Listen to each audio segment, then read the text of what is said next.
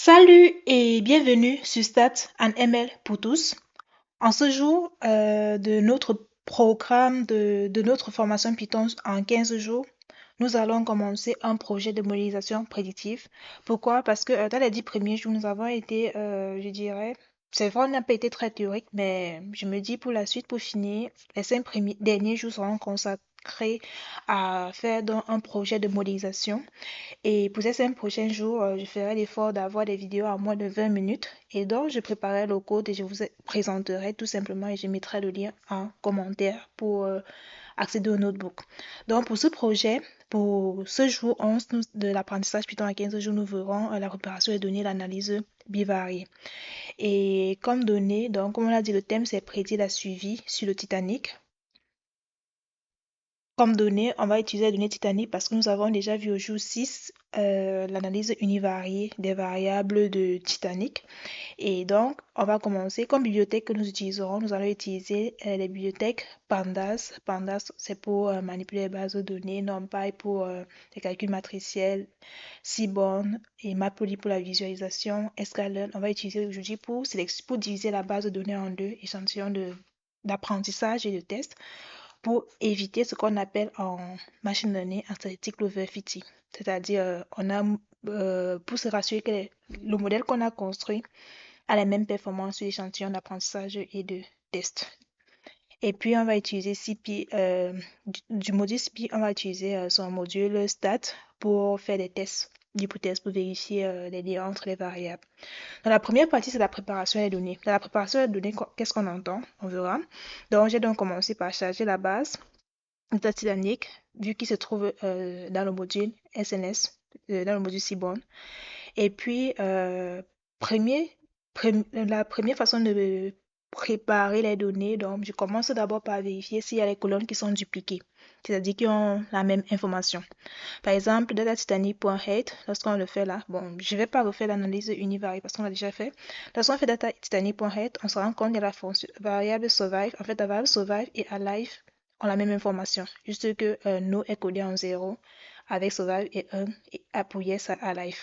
On a également la variable p-class qui est la classe du biais, 3 pour troisième classe et 1 première classe, 2 pour troisième classe, qui a la même information que classe. On a également la variable embarque, la vie d'embarcation, qui est S pour saut, charlton, C pour ceci, et donc on va donc supprimer classe, embarquant, alive et adulte pour la suite. Donc on va donc commencer par là.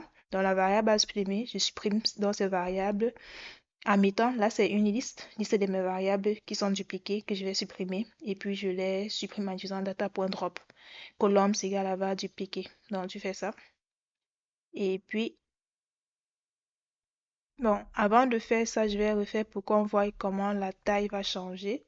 Donc, lorsqu'on fait là, data titanic.shape, la base de données a 891 lignes et 15 variables. Et lorsqu'on passe là, lorsqu'on supprime les variables, on a maintenant une base de données qui a, on va dire, 891 lignes et 11 variables. Donc, on a donc nos 4 variables qui ont été supprimées. On peut donc faire data titanic. Là, rappelons-nous, si on veut soit utiliser .head ou bien .tail, on va utiliser .tail vu que c'est pas le plus courant. On sélectionne 3, les 3 premières lignes. Et puis, on a là, dans nos variables adultement, alive, abandon et classe ne sont plus là. Et puis, Adumal, il a été supprimé parce que Adumal, il a moins d'informations que Wu. Adumal, ça dit si c'est un homme ou une femme, true ou false, alors que Wu donne si c'est un homme, une femme ou bien un enfant. Et maintenant, pour préparer la donnée, on va regarder également s'il y a les doublons. Pour vérifier s'il y a les doublons, j'utilise tout simplement dans ton dataframe.duplicate.sum, comme on l'a vu la dernière fois. Là, on a 107 doublons. Et donc, on se rend compte que notre base de données a des doublons. Donc, nous allons afficher les doublons pour voir comment ça se fait. Et puis, supprimer les doublons en gardant la première apparition. Par exemple, pour afficher les doublons, je mets tout simplement data titanic. dans Data Titanic, je mets si c'est dans Data Titanic.duplicate, keep égale à first, c'est-à-dire je vais keep égale à first, donc je vais garder tout et puis je range. Tu ranges comme tu veux. Moi, j'ai voulu ranger en fonction de l'âge, de sexe et de survive pour pouvoir avoir des valeurs dupliquées ensemble. Donc là, on a la ligne, c'est cette ligne qui sont dupliquées. Ces trois lignes sont dupliquées, ainsi de suite. Donc on a 160 lignes qui ont les mêmes informations. Et puis, on va donc supprimer les doublons. Pour supprimer les doublons, je le fais avec point trop duplicate, keep égale à first. Donc, pour dire, dès que on garde uniquement la première ligne, le reste des lignes qui sont dupliquées à la première, alors ils sont supprimés. Donc, avant ça, qu'est-ce qu'on a? Data Titanic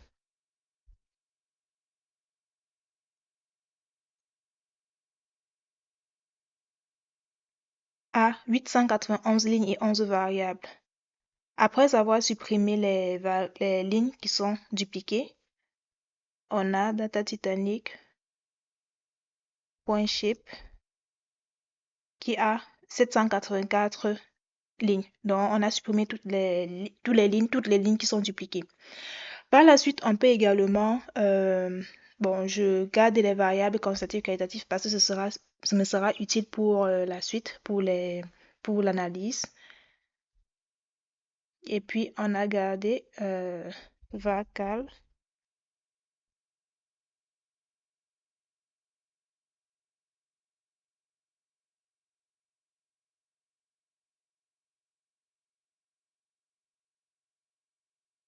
Survive, oui, c'est là. Et puis, pour finir dans cette première partie de préparation de la base de données, je vais donc séparer les données en échantillons d'apprentissage et de validation. Et maintenant, pour séparer un échantillon d'apprentissage et de validation, on a dit on va garder une proportion pour l'apprentissage, une proportion pour la validation. Et les proportions qui sont souvent utilisées, c'est soit 70%, 30% ou bien 80%, 20%. Mais là, vu que j'ai pas une grande base de données, vu que je n'ai que 700, on a que 700 on a 700 lignes, 784, on va garder un peu plus de données pour l'échantillon d'apprentissage pour que notre, notre apprentissage voit un peu plus de données. Et puis le test, on va garder 0,20. Bon, on peut également mettre à 0,25. On va mettre 25%, je crois. Et puis Stratify, je mets Stratify Data Titanic Survive parce que on veut mettre en œuvre un modèle pour prédire la suivi. Et puis si je fais tout simplement, je sépare ma base de données sans tenir compte de certaines variables, alors je ne serais pas sûr, peut-être la première variable, la variable d'apprentissage, elle peut avoir moins de défauts, moins de valeurs suivies que non suivies et la base de test A+, ce qui peut biaiser en fait mes résultats. Donc, tu peux stratifier, tu peux utiliser Data Titanic, tu peux stratifier suivant la fonction suivie. Tu peux également mettre d'autres variables telles que sexe ou comme tu veux. Donc, c'est toi qui définis par quoi tu stratifies. Moi, j'ai choisi de stratifier avec Survive. Donc, on le fait là. Et puis, en le faisant, voici donc l'échantillon d'apprentissage. Il a 588 lignes et 11 variables. Et l'échantillon test a 196 lignes et 11 variables. On peut également regarder le pourcentage de suivi et vous verrez, le pourcentage de suivi est le même, 41 et 41%. Alors que si je n'avais pas stratifié suivant le taux de suivi, je n'étais pas sûre, je pouvais avoir quelque chose à 60% et là à 10%. Donc, pour se rassurer qu'au moins le taux de suivi est le même entre l'échantillon d'apprentissage et le test, alors on stratifie, on utilise dans Stratify. Tu peux ajouter d'autres variables aussi. Mais pour ajouter d'autres variables, il faudra que tu fabriques cette variable à l'avance. Donc, quand tu as fini d'avoir ton échantillon de test et de validation, tu dois garder l'échantillon de test au frais et tu ne l'utiliseras que lorsque tu auras déjà calibré ton modèle complètement. Donc, pour garder, je le garde au format paquet. C'est un format qui est très utile lorsque tu as des données volumineuses. Moi, j'ai pas de données volumineuses, mais bon, je garde ça. C'est juste pour vous montrer que vous pouvez également sauvegarder au format paquet et c'est beaucoup plus apprécié que les formats Excel et CSV qui sont beaucoup plus lourds. Le format paquet, c'est très intéressant lorsque tu as des données lourdes. Quand tu enregistres tes données au format paquet, ça prend moins d'espace et c'est beaucoup plus rapide à charger. Là, on n'a que 800 lignes, ça va, mais quand tu as 400 lignes, tu vois l'importance d'enregistrer au format paquet.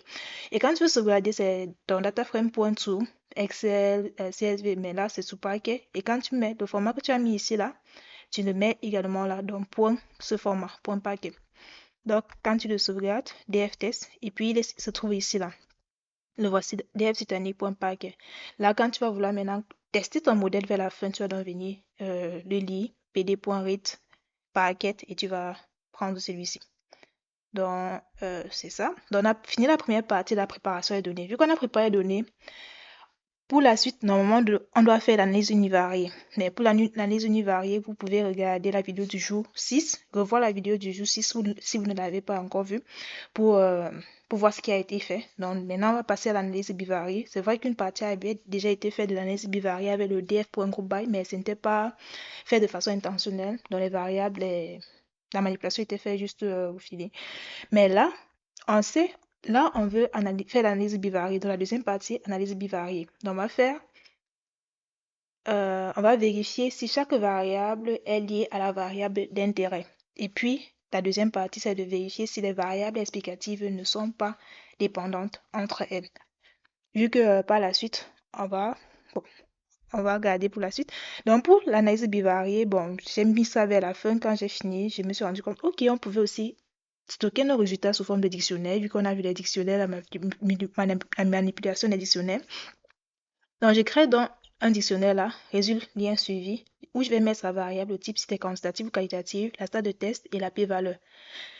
Et ceci, donc après, donc quand je vais faire mes analyses, je vais directement le sauvegarder dans ce dictionnaire et puis je vais le transformer en data frame pour pouvoir visualiser les résultats de mon analyse bivariée sans avoir à revoir encore les sorties qui ont été faites.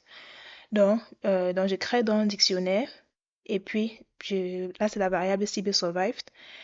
Et puis tu peux analyser dans le lien entre chaque variable quantitative et la variable d'intérêt. Pour analyser le lien entre chaque variable quantitative et la variable d'intérêt, donc on a vu pour lien entre variables quantitatives et qualitatives, vous pouvez revoir la vidéo du jour. Non, je me rappelle pas. Mais bon, donc, il y a plusieurs outils qui peuvent être utilisés. Là, ce que je vais faire, c'est que je vais représenter le box plot de chaque variable en fonction de la suivie et de la non suivie, la moyenne et médiane en fonction de la suivie, le test Kruskal-Wallis, parce qu'on peut également utiliser le test Kruskal-Wallis pour vérifier si, lorsque tu as une variable quantitative, une variable qualitative et que tu vas analyser le lien, tu peux utiliser la stade de test Kruskal-Wallis. Le test Kruskal-Wallis, en fait, c'est l'équivalent du test de la NOVA non paramétrique pour ceux qui, dans le cas non paramétrique, pour ceux qui connaissent le test NOVA. Pour ceux qui ne connaissent pas, dans le cadre où on a deux groupes, c'est un peu similaire au test de Wicott-Sommer-Whitley. Bon, pour ceux qui ne connaissent pas encore, en fait, le test de Kruskal-Wallis, c'est pour vérifier si les médianes des populations sont les mêmes, suivant les deux groupes. Donc, avec le test de Kruskal-Wallis, ici, l'hypothèse nulle, c'est que nos groupes ont les médianes égales. Donc, ça veut dire que si on a une p-value qui est élevée, ça veut dire que nos variables ne sont pas liées. Et si la p-value, elle est faible. Elle est faible, ça veut dire qu'on rejette l'hypothèse nulle. Ça veut dire que nos variables, il n'y a pas suffisamment de preuves pour dire que nos variables ne sont pas liées. Donc pour ça, c'est ce qui est fait. Donc le box plot, la moyenne et la médiane par groupe avec le df.groupby pour AGG. Donc vous revoyez la vidéo sur le groupby pour revoir ce qu'on peut faire avec le groupby. Et puis le test de Kruskal-Wallis, comme on l'a dit, on a deux groupes, survive et non survive. Dans le premier groupe, tu crées le groupe des suivants, et des groupes des non-suivants et les groupes des suivants. Quand tu as créé ces deux différents groupes, donc tu vas faire le test de Kruskal-Wallis. Quand tu fais le test de Kruskal-Wallis, ça veut dire quoi? Tu vérifies si les deux groupes sont indépendants ou dépendants. C'est-à-dire, si les deux groupes sont indépendants, ça veut dire que la variable quantitative ne permet pas de discriminer notre variable qualitative. Et si les deux groupes sont dépendants, ça veut dire que donc si les deux groupes ont la même médiane, là on est en train de comparer les médianes. Donc si les deux groupes ont la même médiane, ça veut dire que notre variable quantitative ne discrimine pas bien notre variable qualitative. Et si les deux groupes ont les médianes différentes, ça veut dire que notre variable quantitative permet de mieux discriminer notre variable qualitative. Donc, on va faire le test de Kruskal-Wallis et puis on va regarder et puis on va regarder les résultats dans le résultat suivi. Donc, en fait, vu que résultat suivi de variable, j'ai dit variable à qui variable, j'ai mis, c'était une liste sans éléments. Donc, en fait, juste point happen, point happen, point happen. Et puis, on a ça. Par exemple, ce qu'on regarde là, pour les résultats, on va analyser quelques-uns. L'âge, la variable âge avait survived. Là, c'est la distribution de l'âge en fonction de survive. On a un petit décalage là. Bon, normalement, donc, en refaisant, il faut changer les couleurs. Donc, tu mets par exemple la bleue et la orange, vu que dans la suite, c'est bleu-orange. Et puis, la médiane pour les suivants est à 0. L'âge moyen des suivants est à 27, alors qu'il a 29. Donc, il est un peu plus élevé pour les non suffisants par rapport aux suffisants. Et la p-value, il est faible, c'est-à-dire on rejette l'hypothèse selon laquelle les médianes sont égales. Donc, la variable h permet de bien discriminer notre variable suivie. Donc, c'est ce que cela veut dire. Donc, lorsqu'on a une p-value qui est inférieure à 5%, c'est-à-dire que la variable quantitative permet de mieux discriminer la variable d'intérêt qui est qualitative. Et après, on a cette variable également, le nombre de frères et sœurs. Et puis, on regarde, on a l'impression que c'est exactement pareil. On a une p-value là qui est à 0,28. Donc, la p-value, elle est assez grande. C'est-à-dire la probabilité pour que les médianes soient égales, elle est, euh, elle est très forte. C'est-à-dire nos variables, la variable, ce qui est, comment on interprète là ici, c'est-à-dire que la variable, le nombre de frères et sœurs que la personne avait, n'influence pas si cette personne va survivre ou pas. Donc, il y a assez d'évidence pour le dire. Et puis, on a également cette variable où la p-value, donc rejet d'hypothèse nulle. On a également la variable, le prix du billet. Le prix du billet, on a également une p-value là qui est pratiquement à 0. On voit même dans les box plots que la distribution de la variable prix entre les suivants et les non suivants est complètement différente. Et on voit bien que le prix des billets d'avion, des pieds, du prix de ceux qui ont survécu est légèrement plus élevé que ceux qui n'ont pas survécu.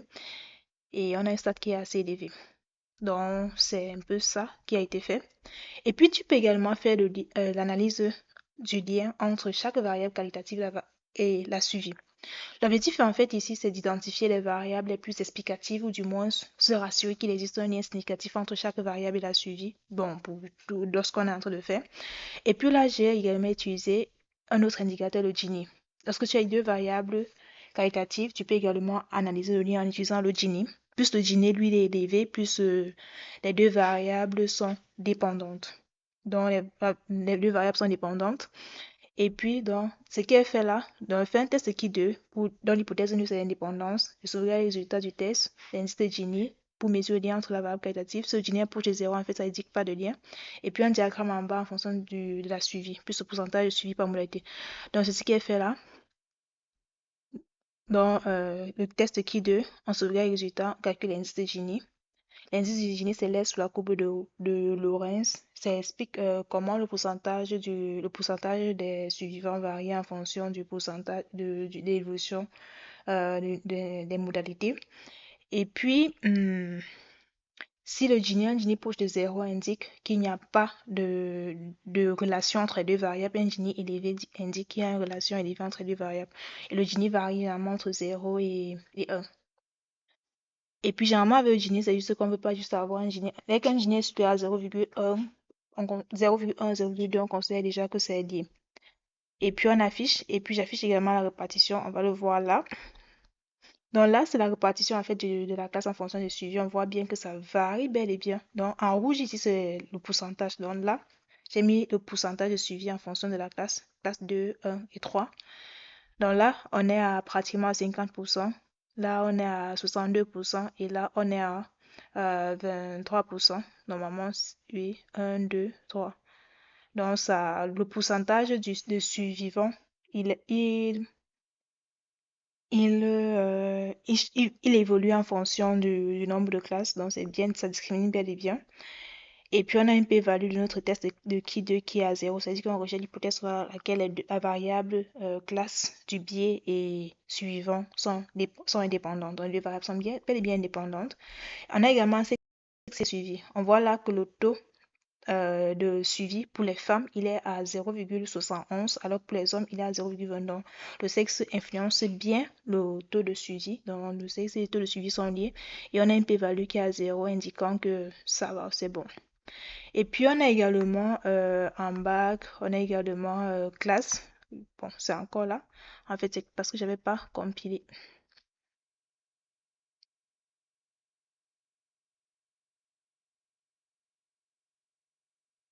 Je crois que j'ai pas compilé depuis un certain moment.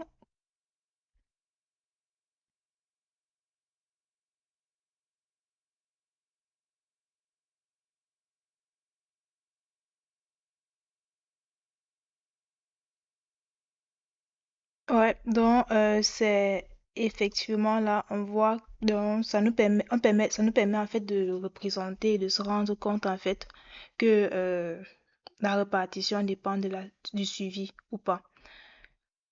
Et maintenant pour terminer, donc je transforme dans mes résultats que j'ai stockés sous forme de dictionnaire en data frame. Pour le faire, c'est tout simplement pd.dataframe de ton, de ton dictionnaire que voici. Voici les valeurs qui sont là. Et puis tu mets tout simplement là. Et puis j'affiche avec un solde, donc c'est-à-dire en ordonnant par ordre décroissant le Gini. Donc par défaut, ascendi c'est trop, donc on fait ascendi égale à false pour le mettre par ordre décroissant. Donc plus le Gini est élevé, plus sa variable elle est dépendante. Et puis quand on affiche ça dans la SODF de Gini, on voit que la variable qui semble la plus corrélée à la variable cible, c'est Elon, Ambach, P-class, Deck ou Sexton. Toutes les variables sont corrélées à la variable cible. Et puis result, c'est pareil, vu que result c'était un dictionnaire. Donc pour le transformer en data frame, c'est pd.dataframe. Et puis tu mets ton result. Et puis le voici. Donc voici dans tes variables avec la p-value. Et puis j'ai également ajouté une variable pour dire si la variable elle est significative ou pas, df significatif. Tout simplement, si c'est significatif, c'est la p-value est inférieure à 0,5. Donc on a nos variables là, âge et SIPS. On dit que c'est pas significatif. Ah ouais. Et page significative, deck pas significatif et loan significatif. Donc nous avons, merci pour votre compréhension. Je vais mettre le lien vers ce notebook en commentaire. Vous pourrez le modifier, bon, le télécharger, le modifier. Et puis, comme petit exercice, pour faire autre chose, vous pouvez refaire des analyses en utilisant d'autres métriques. Par exemple, vous pouvez utiliser le V-gramme pour analyser les liens entre les variables qualitatives à la place du qui 2 ou bien le T de Chupro. Donc, refaire ces analyses en utilisant d'autres métriques pour mieux les appliquer, pour mieux apprendre et maîtriser ce que vous avez déjà eu à faire. Et puis, vous pouvez également ajouter, analyser les corrélations entre les variables explicatives. Parce que lorsqu'on fait un modèle, si on fait un modèle de régression logistique par la suite, alors on aimerait que les variables explicatives ne doivent pas être très corrélées. Donc, vous pouvez analyser les corrélations entre les variables explicatives. Et puis, à demain pour la suite, au jour 12 pour la suite. Merci et au revoir et à très bientôt sur Start en ML pour tous.